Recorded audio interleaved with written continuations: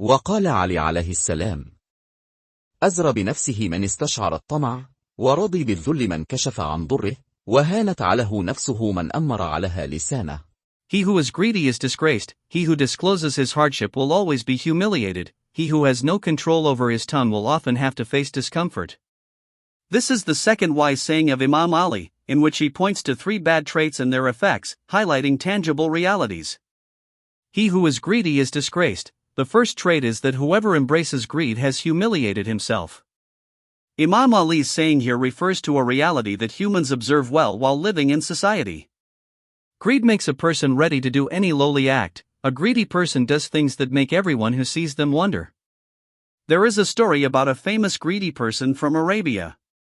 When this greedy person, named Ashab, would walk on the road, he would hold his cloak open with his hands, saying, "I've heard there are some birds that lay eggs while flying, so I'm holding my cloak open hoping an egg will fall into it." Imam Ali points out the outcome of this bad trait here. The good trait opposite this bad one is contentment, i.e., being satisfied with what one has. A hadith says, "Blessed is the one who adopts contentment."